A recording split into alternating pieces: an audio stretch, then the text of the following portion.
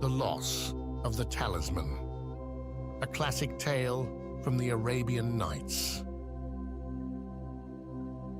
Soon after his marriage, Prince Camaralzaman dreamt one night that he saw his father, Shahzaman, on his deathbed and heard him speak thus to his attendants: my son, whom I so tenderly loved, has abandoned me." He awoke with a great sigh, which aroused the princess, who asked him the cause of it. Next morning the princess went to her own father, and finding him alone, kissed his hand, and thus addressed herself to him: "Sir, I have a favor to beg of your majesty.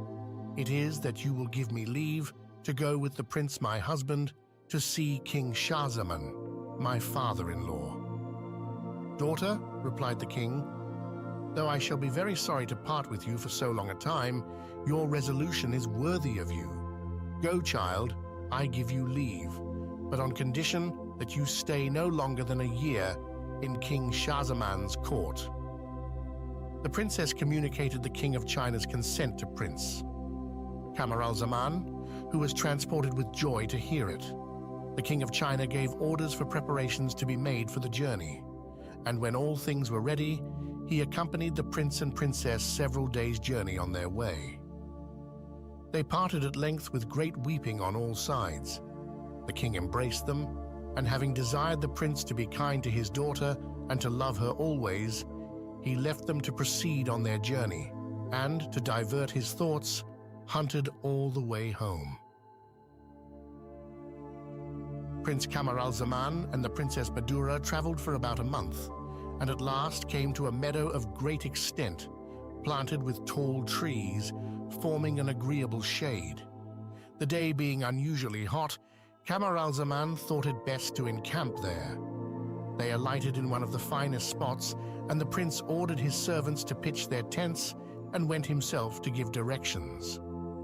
The princess, weary with the fatigue of the journey, bade her women untie her girdle, which they laid down by her, and when she fell asleep, her attendants left her by herself. Prince Camaralzaman, having seen all things in order, came to the tent where the princess was sleeping. He entered and sat down without making any noise, intending to take a nap himself.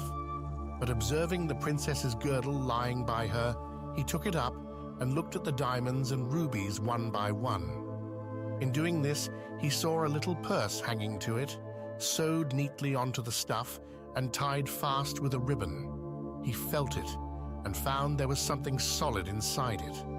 Desirous to know what it was, he opened the purse and took out a cornelian, engraven with unknown figures and characters. "This cornelian," said the prince to himself, "must be something very valuable, or my princess would not carry it with so much care."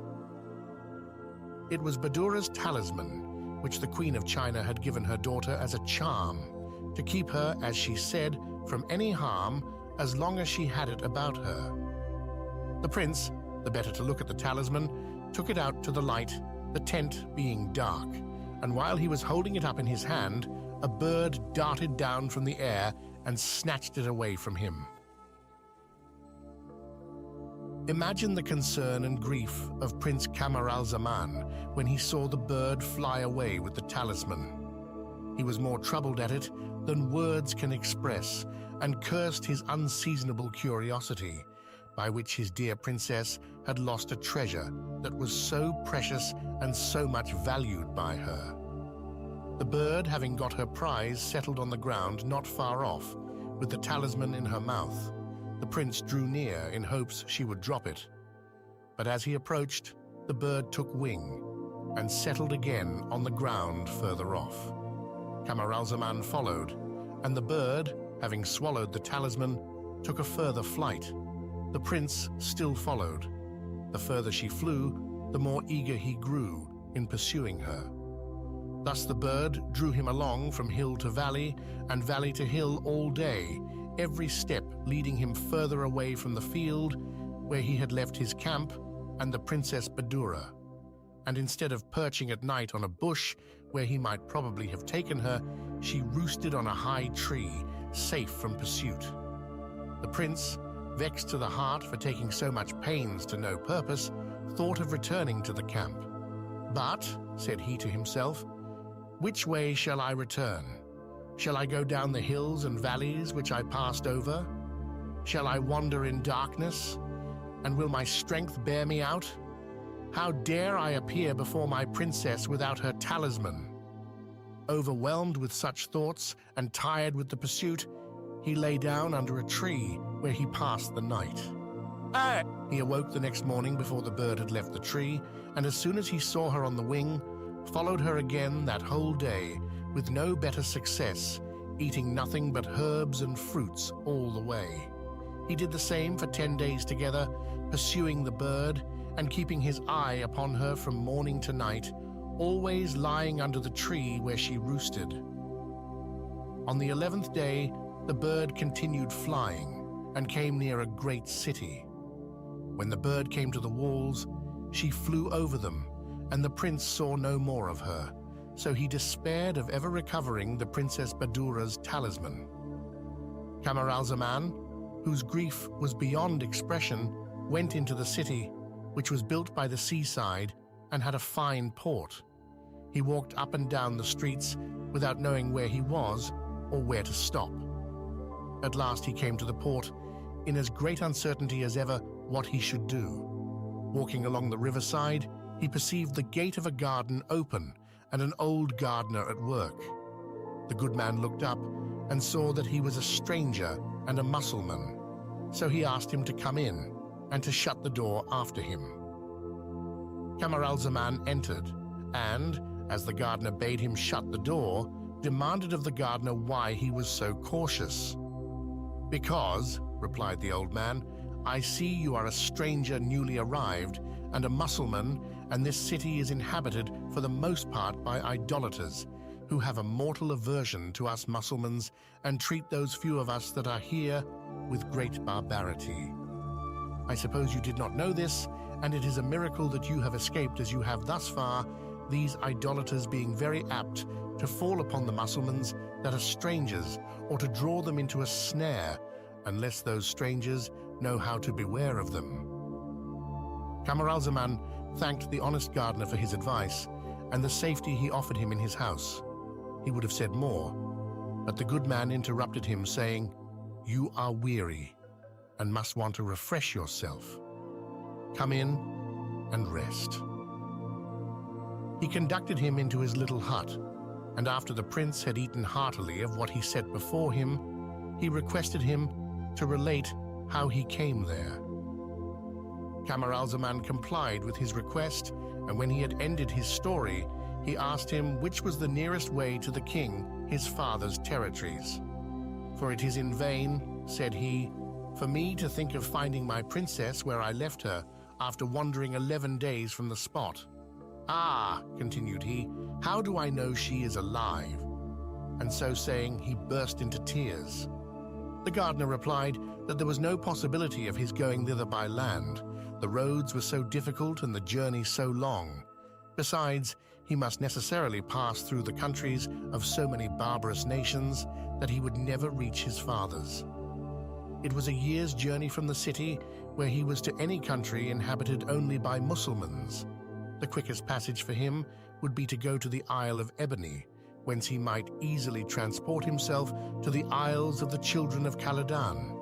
A ship sailed from the port every year to Ebony, and he might take that opportunity of returning to those islands.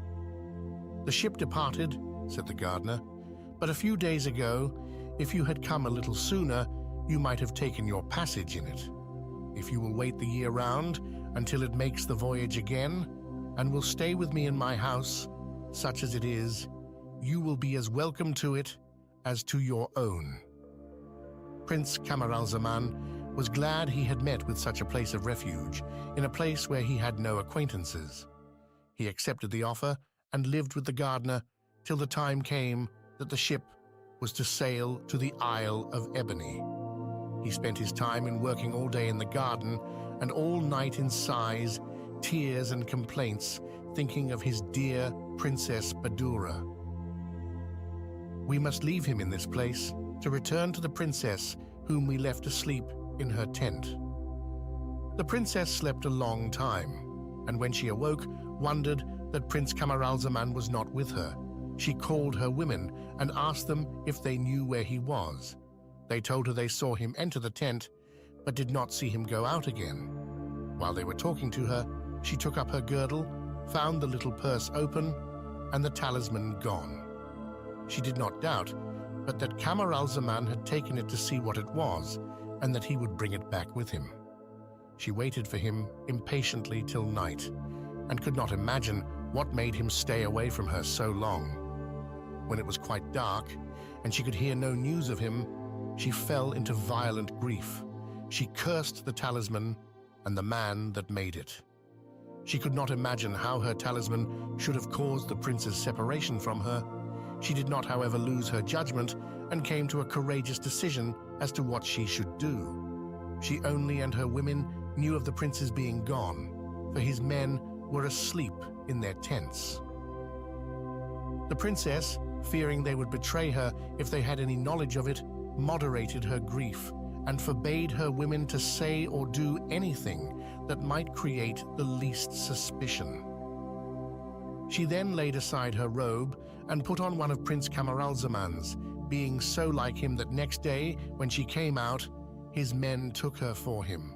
She commanded them to pack up their baggage and begin their march, and when all things were ready, she ordered one of her women to go into her litter, she herself mounting on horseback and riding by her side. They traveled for several months by land and sea, the princess continuing the journey under the name of Camaralzaman. They took the Isle of Ebony on their way to the Isles of the Children of Khaledan. They went to the capital of the Isle of Ebony, where a king reigned whose name was Armanos. The persons who first landed gave out that the ship carried Prince Camaralzaman, who was returning from a long voyage and was driven in there by a storm, and the news of his arrival was presently carried to the court. King Armanos, accompanied by most of his courtiers, went immediately to meet the prince and met the princess just as she was landing and going to the lodging that had been taken for her. He received her as the son of a king who was his friend and conducted her to the palace, where an apartment was prepared for her and all her attendants, though she would fain have excused herself and have lodged in a private house. He showed her all possible honor and entertained her for 3 days with extraordinary magnificence. At the end of this time, King Armanos, understanding that the princess, whom he still took for Prince Camaralzaman, talked of going on board again to proceed on her voyage, charmed with the air and qualities of such an accomplished prince as he took her to be, seized an opportunity when she was alone and spoke to her in this manner. "You see, Prince, that I am old and cannot hope to live long, and to my great mortification I have not a son to whom I may leave my crown. Heaven has only blessed me with one daughter, the Princess Hayat al-Nufus, whose beauty cannot be better matched than with a prince of your rank and accomplishments. Instead of going home, stay and marry her from my hand with my crown, which I resign in your favor. It is time for me to rest, and nothing could be a greater pleasure to me in my retirement than to see my people ruled by so worthy a successor to my throne." The king of the Isle of Ebony's generous offer to bestow his only daughter in marriage, and with her his kingdom, on the Princess Badoura, put her into unexpected perplexity.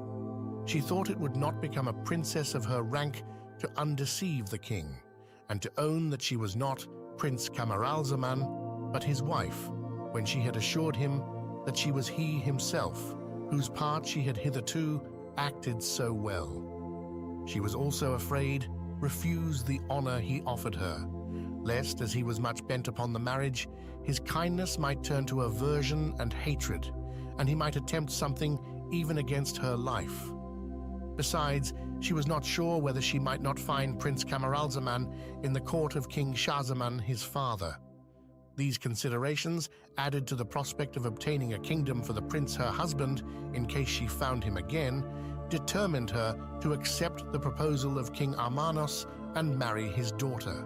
So after having stood silent for some minutes, she, with blushes, which the king took for a sign of modesty, answered, "Sir, I am infinitely obliged to your majesty for your good opinion of me, for the honor you do me, and the great favor you offer me, which I cannot pretend to merit, and dare not refuse.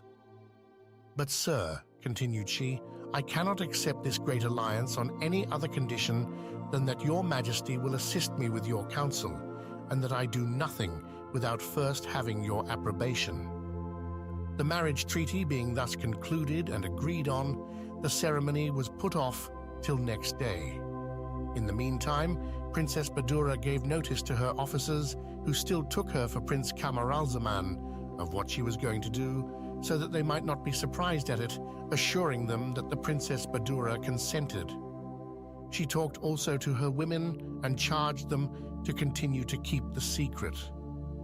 The king of the Isle of Ebony, rejoicing that he had got a son-in-law so much to his satisfaction, next morning summoned his council and acquainted them with his design of marrying his daughter to Prince Camaralzaman, whom he introduced to them, and having made him sit down by his side, told them he resigned the crown to the prince and required them to acknowledge him for king and swear fealty to him. Having said this, he descended from his throne, and the Princess Badoura, by his order, ascended it. As soon as the council broke up, the new king was proclaimed through the city, rejoicings were appointed for several days, and couriers dispatched all over the kingdom to see the same ceremonies observed with the same demonstrations of joy. As soon as they were alone, the Princess Badoura told the Princess Hayatalnifus the secret and begged her to keep it, which she promised faithfully to do. "Princess," said Hayatalnifus, "your fortune is indeed strange, that a marriage so happy as yours was should be shortened by so unaccountable an accident. Pray heaven you may meet with your husband again soon, and be sure that I will religiously keep the secret committed to me. It will be to me the greatest pleasure in the world to be the only person in the great kingdom of the Isle of Ebony who knows what and who you are, while you go on governing the people as happily as you have begun. I only ask of you at present to be your friend." Then the two princesses tenderly embraced each other, and after 1,000 expressions of mutual friendship, lay down to rest. While these things were taking place in the court of the Isle of Ebony, Prince Camaralzaman stayed in the city of idolaters with the gardener, who had offered him his house till the ship sailed. One morning, when the prince was up early, and, as he used to do, was preparing to work in the gardener prevented him, saying, "This day is a great festival among the idolaters, and because they abstain from all work themselves, so as to spend the time in their assemblies and public rejoicings, they will not let the Mussulmans work. Their shows are worth seeing. You will have nothing to do today. I leave you here. As the time approaches in which the ship is accustomed to sail for the Isle of Ebony, I will go and see some of my friends and secure you a passage in it." The gardener put on his best clothes and went out. When Prince Camaralzaman was alone, instead of going out to take part in the public joy of the city, the solitude he was in brought to his mind, with more than usual violence, the loss of his dear princess. He walked up and down the garden, sighing and groaning, till the noise which two birds made on a neighboring tree tempted him to lift up his head and stop to see what was the matter. Camaralzaman was surprised to behold a furious battle between these two birds, fighting one another with their beaks. In a very little while, one of them fell down dead at the foot of a tree. The bird that was victorious took wing again and flew away. In an instant, two other large birds that had seen the fight at a distance came from the other side of the garden and pitched on the ground, one at the feet and the other at the head of the dead bird. They looked at it some time, shaking their heads in token of grief, after which they dug a grave with their talons and buried it. When they had filled up the grave with the earth, they flew away, and returned in a few minutes, bringing with them the bird that had committed the murder, the one holding one of its wings in its beak and the other one of its legs, the criminal all the while crying out in a doleful manner and struggling to escape. They carried it to the grave of the bird, which it had lately sacrificed to its rage, and there sacrificed it in just revenge for the murder it had committed. They killed the murderer with their beaks. They then opened it, tore out the entrails, left the body on the spot unburied, and flew away. Camaralzaman remained in great astonishment all the time that he stood beholding this sight. He drew near the tree, and casting his eyes on the scattered entrails of the bird that was last killed, he spied something red hanging out of its body. He took it up and found it was his beloved Princess Badoura's talisman, which had cost him so much pain and sorrow and so many sighs since the bird snatched it out of his hand. "Ah, cruel monster," said he to himself, still looking at the bird, "thou tookest delight in doing mischief, so I have the less reason to complain of that which thou didst to me. But the greater it was, the more do I wish well to those that revenged my quarrel on thee in punishing thee for the murder of one of their own kind." It is impossible to express Prince Camaralzaman's joy. "Dear Princess," continued he to himself, "this happy minute, which restores to me a treasure so precious to thee, is without doubt a presage of our meeting again, perhaps even sooner than I think." So saying, he kissed the talisman, wrapped it up in a ribbon, and tied it carefully about his arm.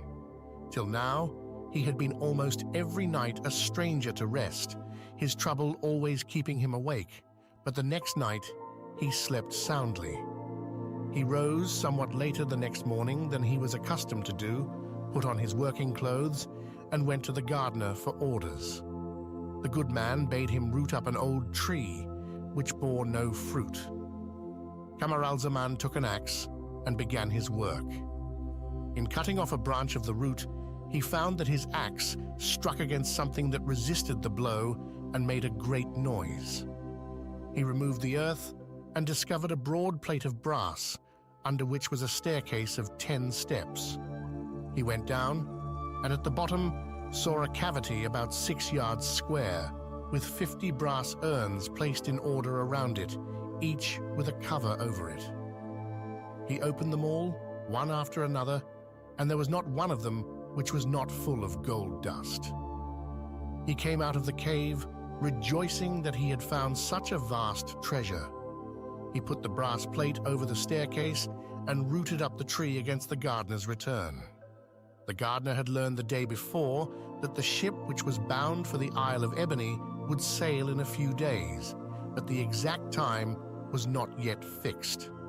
His friend promised to let him know the day if he called upon him on the morrow. And while Camaralzaman was rooting up the tree, he went to get his answer. He returned with a joyful countenance, by which the prince guessed that he brought him good news. "Son," said the old man, so he always called him on account of the difference of age between him and the prince, "be joyful and prepare to embark in 3 days, for the ship will then certainly set sail. I have arranged with the captain for your passage." "In my present situation," replied Camaralzaman, "you could not bring me more agreeable news, and in return, I have also tidings that will be as welcome to you. Come along with me, and you shall see what good fortune heaven has in store for you." The prince led the gardener to the place where he had rooted up the tree, made him go down into the cave, and when he was there, showed him what a treasure he had discovered, and thanked Providence for rewarding his virtue and the labor he had done for so many years. "What do you mean?" replied the gardener. "Do you imagine I will take these riches as mine? They are yours. I have no right to them. For 80 years, since my father's death, I have done nothing but dig in this garden and could not discover this treasure, which is a sign that it was destined for you, since you have been permitted to find it. It suits a prince like you rather than me. I have 1 foot in the grave and am in no want of anything. Providence has bestowed it upon you just when you are returning to that country which will one day be your own, where you will make a good use of it." Prince Camaralzaman would not be outdone in generosity by the gardener. They had a long dispute about it. At last the prince solemnly protested that he would have none of it unless the gardener would divide it with him and take half. The good man, to please the prince, consented, so they parted it between them, and each had 25 urns. Having thus divided it, "Son," said the gardener to the prince, "it is not enough that you have got this treasure. We must now contrive how to carry it so privately on board the ship that nobody may know anything of the matter, otherwise you will run the risk of losing it. There are no olives in the Isle of Ebony, and those that are exported hence are wanted there. You know I have plenty of them. Take what you will, fill 50 pots, half with the gold dust and half with olives, and I will get them carried to the ship when you embark." Camaralzaman followed this good advice and spent the rest of the day in packing up the gold and the olives in the 50 pots, and fearing lest the talisman which he wore on his arm might be lost again, he carefully put it into one of the pots, marking it with a particular mark to distinguish it from the rest. When they were all ready to be shipped, the prince retired with the gardener, and talking together, he related to him the battle of the birds and how he had found the Princess Badoura's talisman again. The gardener was equally surprised and joyful to hear it for his sake. Whether the old man was quite worn out with age or had exhausted himself too much that day, he had a very bad night. He grew worse the next day, and on the third day, when the prince was to embark, was so ill that it was plain he was near his end. As soon as day broke, the captain of the ship came in person with several seamen to the gardeners. They knocked at the garden door, and Camaralzaman opened it to them. They asked him where the passenger was that was to go with him. The prince answered, "I am he. The gardener who arranged with you for my passage is ill and cannot be spoken with. Come in and let your men carry those pots of olives and my baggage aboard. I will only take leave of the gardener and follow you." The seamen took up the pots and the baggage, and the captain bade the prince make haste, for the wind being fair, they were waiting for nothing but him.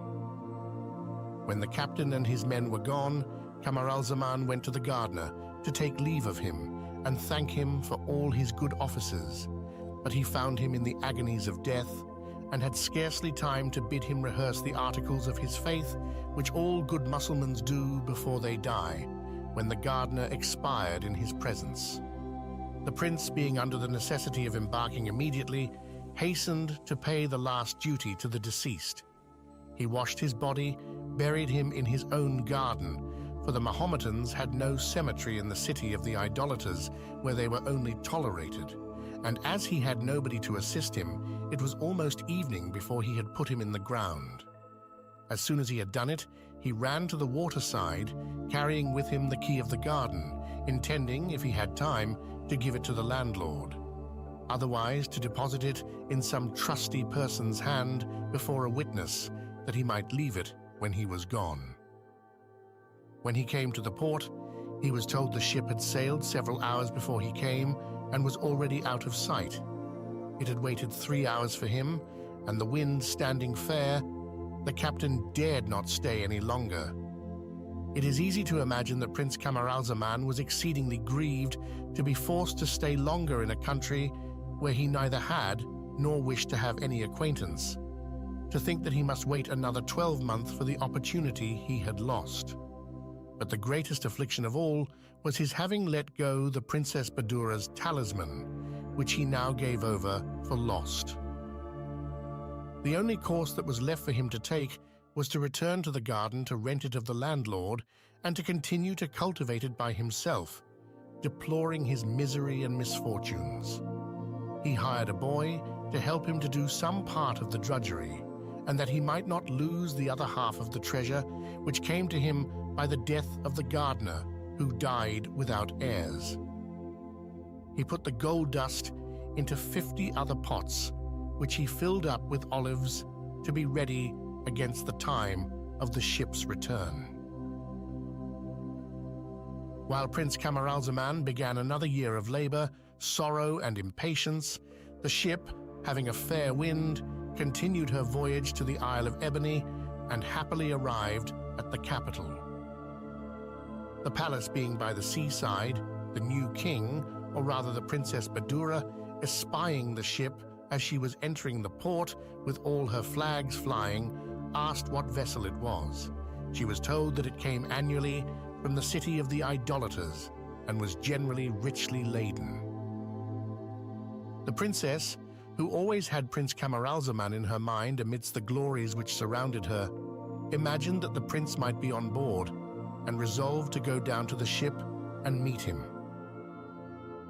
Under presence of inquiring what merchandise was on board and having the first sight of the goods and choosing the most valuable, she commanded a horse to be brought, which she mounted and rode to the port, accompanied by several officers in waiting, and arrived at the port just as the captain came ashore. She ordered him to be brought before her and asked whence he came, how long he had been on his voyage, and what good or bad fortune he had met with, if he had any stranger of quality on board, and particularly with what his ship was laden. The captain gave a satisfactory answer to all her demands, and as to passengers, assured her that there were none but merchants in his ship who were used to come every year and bring rich stuffs from several parts of the world to trade with, the finest linens painted and plain, diamonds, musk, ambergris, camphor, civet, spices, drugs, olives, and many other articles. The Princess Badoura loved olives extremely. When she heard the captain speak of them, she said, "Land them, I will take them off your hands. As to the other goods, tell the merchants to bring them to me, and let me see them before they dispose of them or show them to anyone else." The captain, taking her for the king of the Isle of Ebony, replied, "Sire, there are 50 great pots of olives, but they belong to a merchant whom I was forced to leave behind.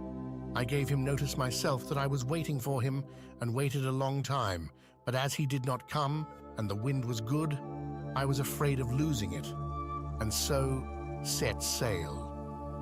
The princess answered, "No matter, bring them ashore. We will make a bargain for them." The captain sent his boat aboard, and in a little time it returned with the pots of olives. The princess demanded how much the 50 pots might be worth in the Isle of Ebony. "Sir," said the captain, "the merchant is very poor, and your majesty will do him a singular favor if you give him 1,000 pieces of silver." "To satisfy him," replied the princess, "and because you tell me he is poor, I will order you 1,000 pieces of gold for him, which do you take care to give him." The money was accordingly paid, and the pots carried to the palace in her presence. Night was drawing on when the princess withdrew into the inner palace and went to the Princess Hayatalnefous' apartment, ordering the 50 pots of olives to be brought thither. She opened one to let the Princess Hayatalnefous taste them and poured them into a dish. Great was her astonishment when she found the olives mingled with gold dust. "What can this mean?" said she. "It is wonderful beyond comprehension." Her curiosity increasing, she ordered Hayatalnefous' women to open and empty all the pots in her presence, and her wonder was still greater when she saw that the olives in all of them were mixed with gold dust. But when she saw her talisman drop out of that into which the prince had put it, she was so surprised that she fainted away. The Princess Hayatalnefous and her women restored the Princess Badoura by throwing cold water on her face. When she recovered her senses, she took the talisman and kissed it again and again. But not being willing that the Princess Hayatalnefous' women, who were ignorant of her disguise, should hear what she said, she dismissed them.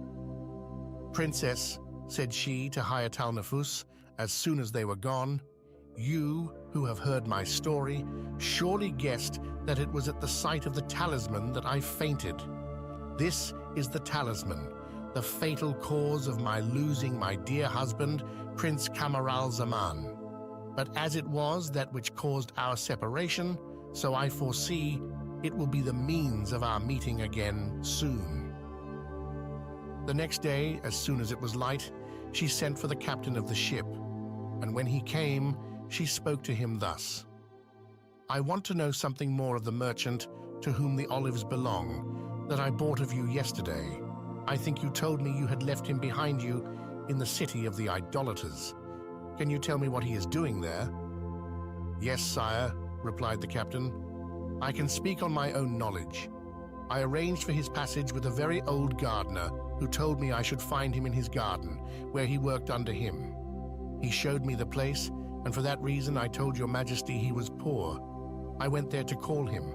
I told him what haste I was in, spoke to him myself in the garden, and cannot be mistaken in the man." "If what you say is true," replied the Princess Badoura, "you must set sail this very day for the city of idolaters, and fetch me that gardener's man who is my debtor. Else, I will not only confiscate all your goods and those of your merchants, but your and their lives shall answer for his. I have ordered my seal to be put on the warehouses where they are, which shall not be taken off till you bring me that man.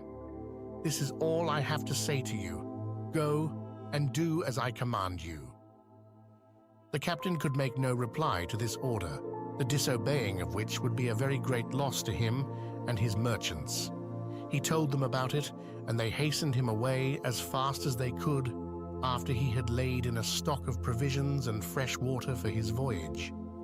They were so diligent that he set sail the same day. He had a prosperous voyage to the city of the idolaters, where he arrived in the night. When he was as near to the city as he thought convenient, he would not cast anchor, but let the ship ride off the shore, and going into his boat with 6 of his stoutest seamen, he landed a little way off the port, whence he went directly to Camaralzaman's garden. Though it was about midnight when he arrived there, the prince was not asleep. His separation from the fair princess of China, his wife, afflicted him as usual. He cursed the minute in which his curiosity tempted him to touch the fatal girdle. Thus did he pass those hours which are devoted to rest, when he heard somebody knock at the garden door. He ran hastily to it, half dressed as he was, but he had no sooner opened it than the captain and his seamen took hold of him and carried him by force on board the boat, and so to the ship, and as soon as he was safely lodged, they set sail immediately and made the best of their way to the Isle of Ebony. Hitherto, Camaralzaman, the captain and his men, had not said a word to one another. At last the prince broke silence and asked the captain, whom he recognized, why they had taken him away by force. The captain in his turn demanded of the prince whether he was not a debtor of the King of Ebony. "I, the King of Ebony's debtor," replied Camaralzaman in amazement. "I do not know him. I never had anything to do with him in my life and never set foot in his kingdom." The captain answered, "You should know that better than I. You will talk to him yourself in a little while. Till then, stay here and have patience." Though it was night when he cast anchor in the port, the captain landed immediately, and taking Prince Camaralzaman with him, hastened to the palace, where he demanded to be introduced to the king. The Princess Badoura had withdrawn into the inner palace. However, as soon as she had heard of the captain's return and Camaralzaman's arrival, she came out to speak to him. As soon as she set her eyes on the prince, for whom she had shed so many tears, she knew him in his gardener's clothes. As for the prince, who trembled in the presence of a king, as he thought her, to whom he was to answer for an imaginary debt, it did not enter into his head that the person whom he so earnestly desired to see stood before him. If the princess had followed the dictates of her inclination, she would have run to him and embraced him, but she put a constraint on herself, believing that it was for the interest of both that she should act the part of a king a little longer before she made herself known. She contented herself for the present with putting him into the hands of an officer who was then in waiting, with a charge to take care of him till the next day. When the Princess Badoura had provided for Prince Camaralzaman, she turned to the captain, whom she was now to reward for the important service he had done her. She commanded another officer to go immediately and take the seal off the warehouse where his and his merchants' goods were, and gave him a rich diamond, worth much more than the expense of both his voyages. She bade him besides keep the 1,000 pieces of gold she had given him for the pots of olives, telling him she would make up the account with the merchant herself. This done, she retired to the Princess of the Isle of Ebony's apartment, to whom she communicated her joy, praying her to keep the secret still. She told her how she intended to manage to reveal herself to Prince Camaralzaman and to give him the kingdom.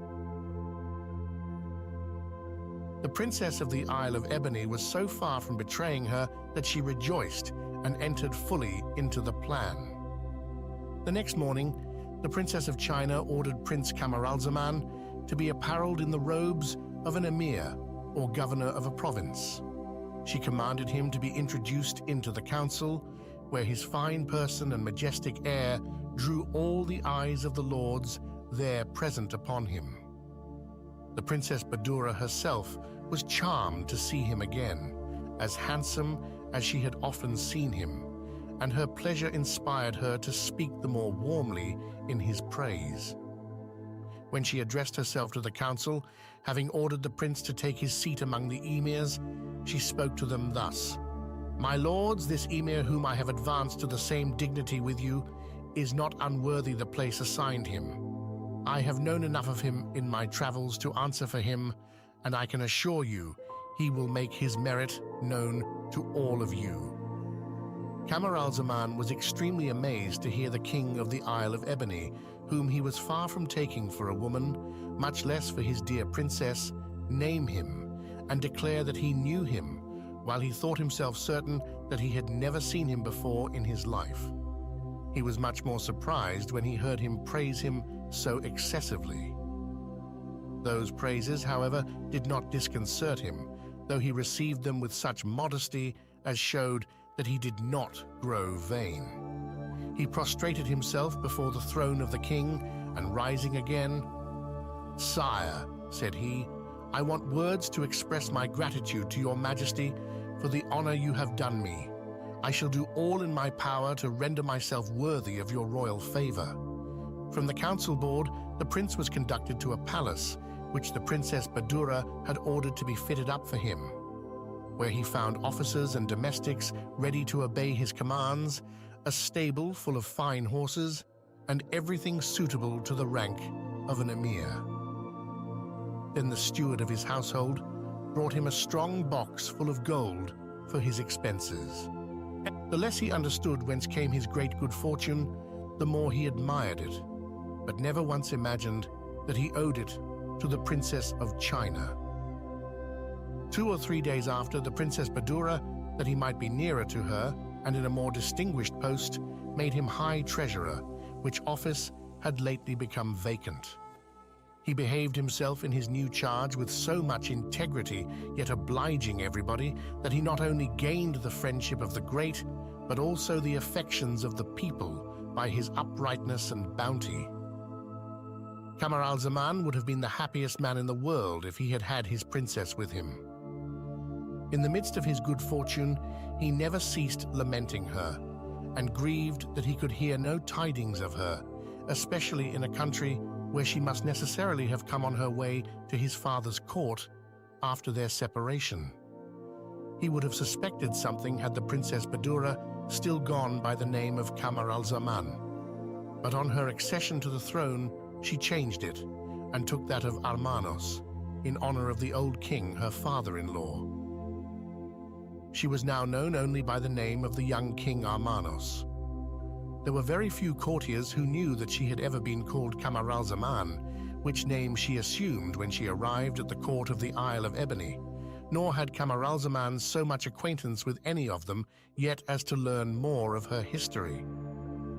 The princess, fearing he might do so in time and desiring that he should owe the discovery to herself only, resolved to put an end to her own torment and his. For she had observed that as often as she discoursed with him about the affairs of his office, he fetched such deep sighs as could be addressed to nobody but her. She herself also lived under such constraint that she could endure it no longer. The Princess Badoura had no sooner made this decision with the Princess Hayat al-Nufus than she took Prince Camaralzaman aside, saying, "I must talk with you about an affair, Camaralzaman, which requires much consideration and on which I want your advice. Come hither in the evening and leave word at home that you will not return. I will take care to provide you a bed." Camaralzaman came punctually to the palace at the hour appointed by the princess. She took him with her into the inner apartment, and having told the chief chamberlain, who was preparing to follow her, that she had no occasion for his service and that he should only keep the door shut, she took him into a different apartment. When the prince and princess entered the chamber, she shut the door and, taking the talisman out of a little box, gave it to Camaralzaman, saying, "It is not long since an astrologer presented me with this talisman. You, being skillful in all things, may perhaps tell me its use." Camaralzaman took the talisman and drew near a lamp to look at it. As soon as he recollected it, with an astonishment which gave the princess great pleasure, "Sire," said he to the princess, "Your Majesty asked me what this talisman is good for. Alas, it is only good to kill me with grief and despair if I do not quickly find the most charming and lovely princess in the world to whom it belonged, whose loss it occasioned by a strange adventure, the very recital of which will move your Majesty to pity such an unfortunate husband and lover, if you would have patience to hear it." "You shall tell me that another time," replied the princess. "I am very glad to tell you I know something of it already. Stay here a little, and I will return to you in a moment." At these words, she went into her dressing room, put off her royal turban, and in a few minutes dressed herself like a woman, and having the girdle round her which she wore on the day of their separation, she entered the chamber. Prince Camaralzaman immediately knew his dear princess, ran to her, and tenderly embraced her, crying out, "How much I am obliged to the king who has so agreeably surprised me." "Do not expect to see the king any more," replied the princess, embracing him in her turn with tears in her eyes. "You see him in me. Sit down, and I will explain this enigma to you." They sat down, and the princess told the prince the resolution she came to in the field where they encamped the last time they were together, as soon as she perceived that she waited for him to no purpose, how she went through with it till she arrived at the Isle of Ebony, where she had been obliged to marry the Princess Hayat al-Nufus and accept the crown which King Armanos offered her as a condition of the marriage. How the princess, whose merit she highly extolled, had kept the secret, and how she found the talisman in the pots of olives mingled with the gold dust, and how the finding it was the cause of her sending for him to the city of the idolaters. The Princess Badoura and Prince Camaralzaman rose next morning as soon as it was light, but the princess would no more put on her royal robes as king. She dressed herself in the dress of a woman, and then sent the chief chamberlain to King Armanos, her father-in-law, to desire he would be so good as to come to her apartment.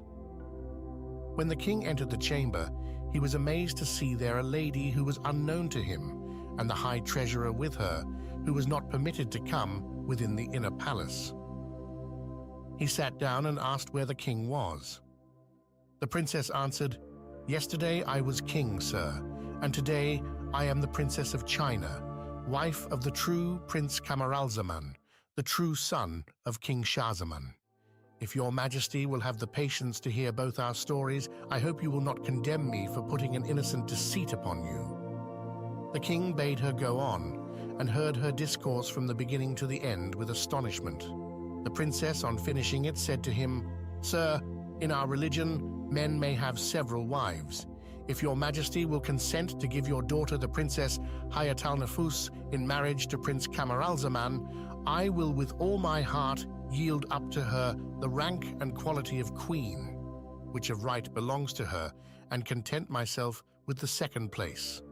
If this precedence was not her due, I would, however, give it her, after she has kept my secret so generously."